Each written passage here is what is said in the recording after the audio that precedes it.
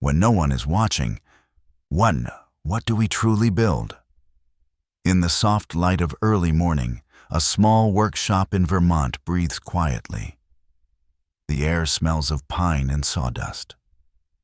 Dust floats like golden snow, catching the sun as it slips through an old window. A hand, wrinkled, steady, familiar, brushes across a wooden table. The sound of a saw begins, a slow rhythm, steady and patient. It echoes like a heartbeat. The man does not speak. His breath rises with the dust, slow and calm. Every motion is deliberate, as if the wood remembers every choice he makes. Integrity, like the grain of the timber, is invisible at first.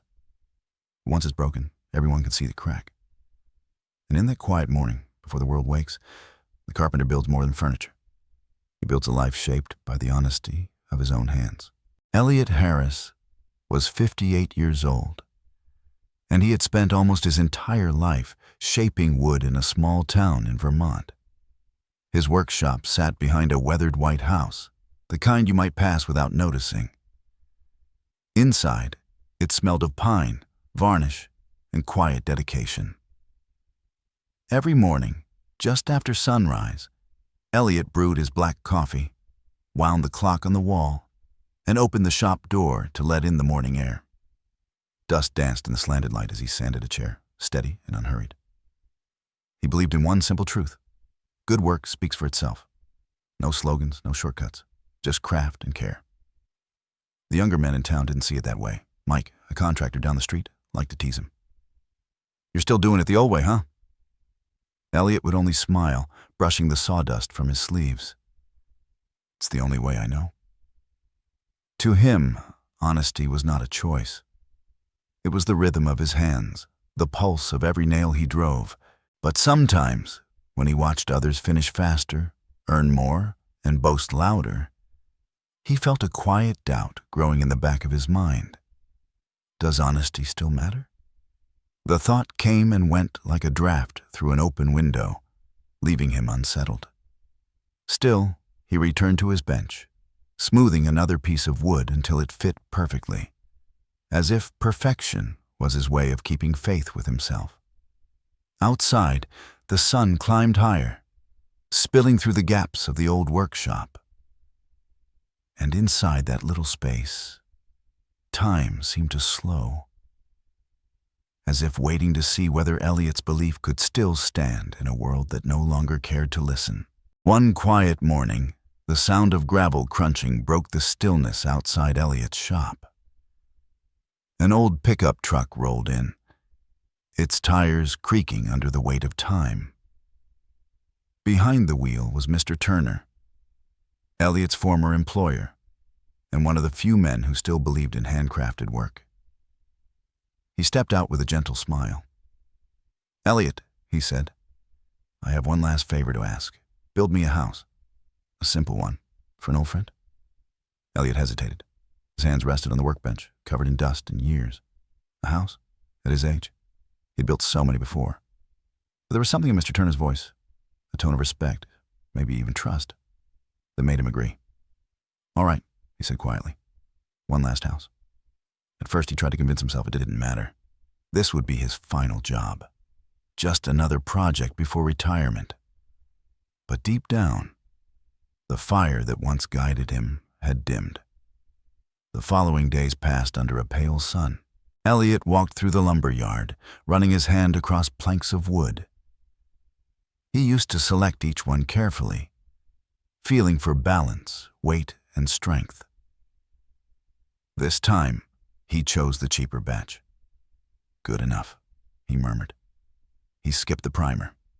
The paint went on thin. He hammered nails without care for alignment. Each corner cut saved a few minutes, a few dollars. And yet, with every careless swing of the hammer, something heavier settled inside him. Each shortcut felt small, but together they built a hollow home. Some evenings, when the wind slipped through the unfinished walls, he could hear it whistle, a low, haunting sound, like the sigh of the house itself. The boards creaked in protest, the nails rattled loose. Still, he told himself, "It's fine, it will stand." But as days turned into weeks, He began to avoid looking at his own reflection in the dusty window. He looked older, tired, not just in body, but in spirit. At night, sitting alone on the porch of the half-built house, Elliot stared at the sky, a fading orange over the Vermont hills. He thought of all the homes he'd built before, the ones where he'd run his hands along every beam with pride, where he'd sanded every imperfection until the wood was smooth as honesty itself. Now, this house felt different, empty, soulless, like a promise broken quietly, with no one to witness it but the man who made it. He leaned back, closing his eyes as the wind whispered through the frame. The first lie we tell, he thought, is always to ourselves. And in that moment, beneath the golden dusk, Elliot realized something painful. You can build a perfect wall, but if you build it with a hollow heart, it will never stand against the storm. The house was finished. From the outside, it looked perfect. Clean lines, fresh paint, a porch that caught the afternoon sun. But inside, it felt hollow, as if something was missing that no hammer or nail could replace. Elliot walked through each room in silence. The floors shone, but they echoed when he stepped. The walls stood straight, but they carried no warmth. He paused, touching the wooden frame near the window. The grain was uneven. He knew why. That night, he could not sleep. The ticking of the old clock in his workshop filled the darkness. Tick, tick, tick. Each sound struck deeper, steady and unforgiving, like time reminding him of every choice he had made.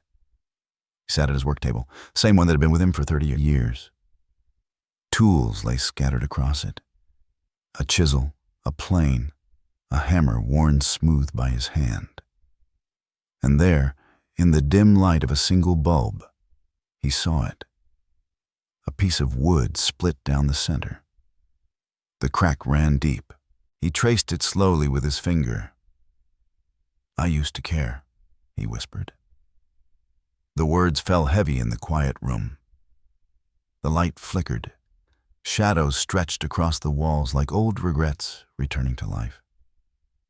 He looked at his hands, rough, scarred, yet trembling slightly. Those hands had once built homes filled with laughter. Now, they had built something empty. He leaned back, staring into the flickering bulb. The air smelled of dust and forgotten effort. Outside, wind pressed gently against the window pane, as if the night itself wanted to say something, but couldn't. In that silence, Elliot felt the weight of what he had hidden, not from others, but from himself. Every lie he told to justify his shortcuts, every careless swing of the hammer, had gathered in the corners of his mind, like sawdust that refused to be swept away. Even silence carries the weight of what we hide. And as the clock kept ticking, Elliot understood. Time could not erase what conscience refused to forget. The next morning, the sun spilled over the Vermont hills, warm and golden. Elliot sat quietly in his workshop, staring at the calloused hands that had shaped a lifetime. He was thinking about closing the shop for good when the sound of a truck pulled into the driveway once again. It was Mr. Turner. He stepped out slowly, holding a small wooden box. There was that same gentle smile, the kind that hides something deeper. "Elliot," he said softly, "the house is finished, isn't it?" Elliot nodded, almost ashamed. "It's done," he replied. "Not my best work, but it stands." Mr. Turner opened the box and took out a set of keys. He placed them in Elliot's trembling hands. "Congratulations, my friend," he said. "You just built your own house." For a moment, the world fell silent.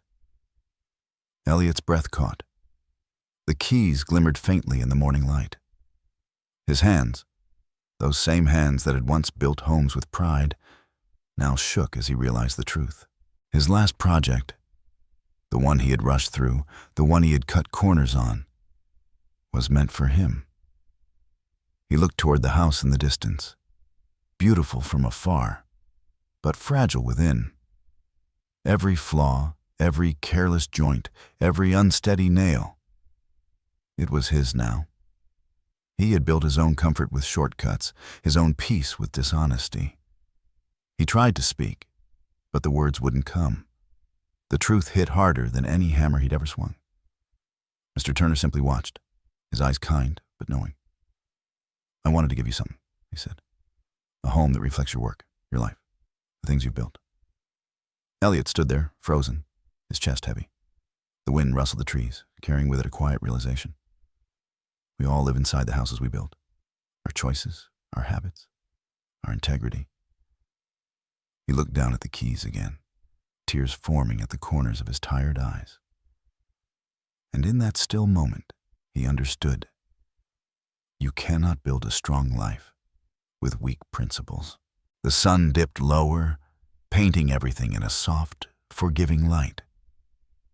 And as Elliot gripped the keys, his hands no longer trembled from regret, but from awakening.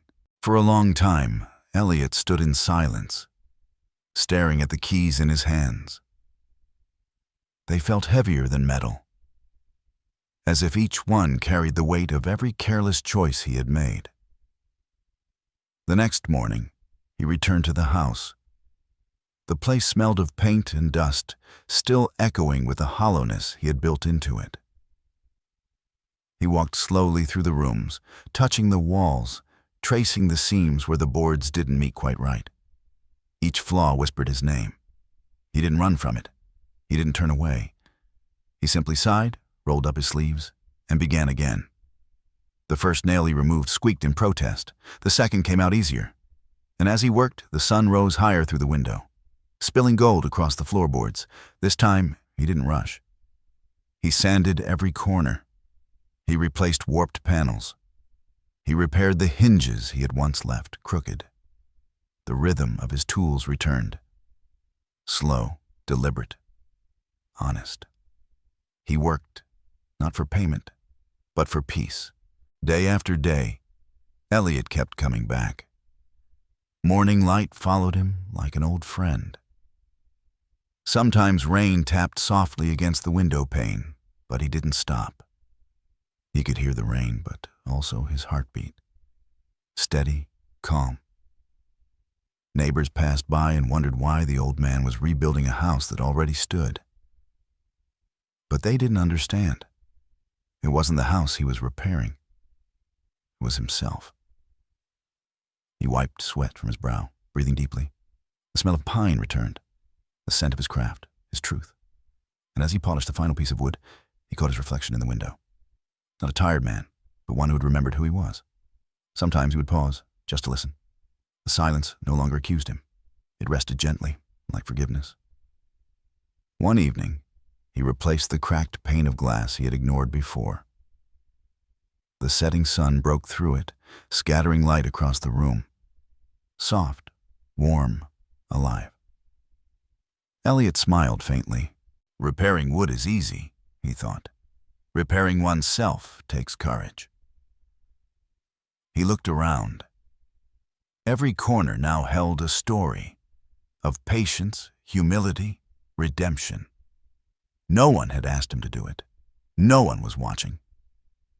But that made it mean more.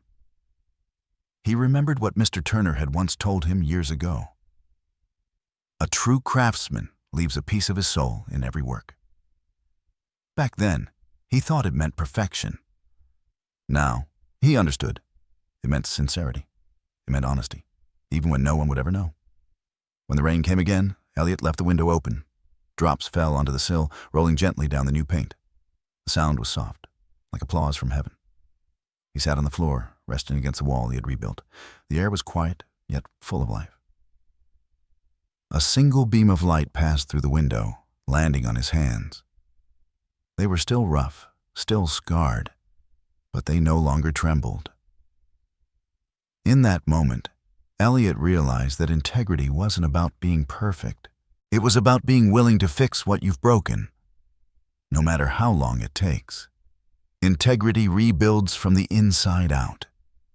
The next morning, he brewed his coffee as he always did. The same cup, the same wooden table. But this time, the taste was different. Richer, deeper, earned. He glanced out the window toward the little house. It stood quietly under the morning sun, no longer hollow. It was whole, not because the wood was perfect, but because the man who built it finally was. And as the light spread through his workshop, Elliot smiled for the first time in a long while.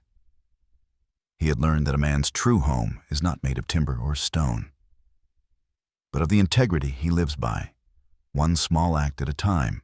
The sun was setting over Vermont, painting the little wooden house in shades of gold and amber.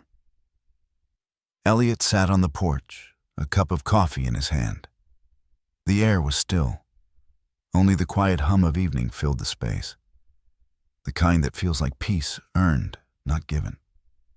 He looked at his hands, scarred, steady, honest again.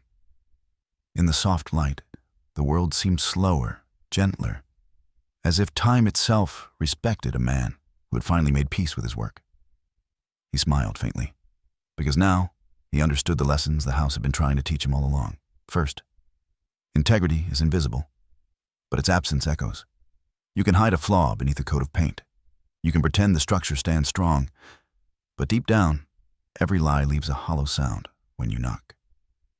People may not see it right away, but you will hear it. And that echo, that quiet voice inside, will never stop reminding you of what you tried to cover. Second, every shortcut leaves a scar, even when hidden. A corner skipped, a step avoided, a promise ignored. They all add up. It's tempting to save time, to save effort. But what you save in minutes, you lose in meaning. Work done halfway always comes back for you, not in anger, but in quiet disappointment. Third, the true cost of dishonesty is living with what you've done. You can walk away from a job. You can move to another town. But you cannot move out of yourself. When you betray your own standard, the punishment is not from others. It's the heavy silence that follows you home, the kind that sits beside you when you close your eyes and whispers what you could have done better. Fourth, when you fix what you built wrong, you rebuild your soul. Elliot learned this one with every nail he replaced, every board he straightened. He realized redemption isn't about erasing mistakes. It's about facing them, about choosing to make something right, even when no one demands it. You don't fix wood to impress others. You fix it to remind yourself that you still can, that your hands can still create honesty. Fifth, good work doesn't fade. It leaves peace behind. Houses crumble, paint chips, wood weathers. But the spirit of honest work, that quiet dignity, remains. When a man gives his best, the result outlives him. In the laughter it shelters, in the calm it brings to whoever walks through its door. Elliot leaned back in his chair. The air was cooler now. The golden light touched his face, soft and forgiving. He took a slow sip of coffee, and for the first time in many years, he felt whole. Not because life had become perfect, but because he had chosen to build it honestly. And as dusk settled over the hills, he whispered to himself, almost like a prayer, "Good work doesn't make life easy. It makes it worth living." The night settled gently over Vermont. The little wooden house stood quiet beneath the soft glow of the porch light. Inside, everything was still. Not perfect, but peaceful. Elliot's story may have ended here, but its echo remains in all of us. Because in some way, we are all carpenters, building something every single day. A home, a career, a relationship, a life. Each decision we make is a nail driven into that unseen frame. Each word, each action, a piece of wood shaping the structure of who we are becoming. The question is, what are we building when no one is watching? Do we rush through the foundations, hoping no one notices the cracks? Or do we take the time to build with honesty, even when it slows us down? Integrity doesn't shine or shout.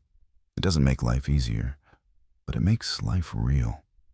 It makes it strong enough to last. And maybe that's the quiet truth Elliot found, that the weight of integrity may be heavy, but it is the only weight worth carrying.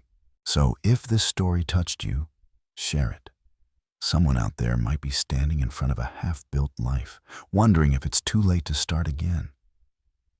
Let them know it's not, because you can always rebuild, as long as your hands and your heart are willing.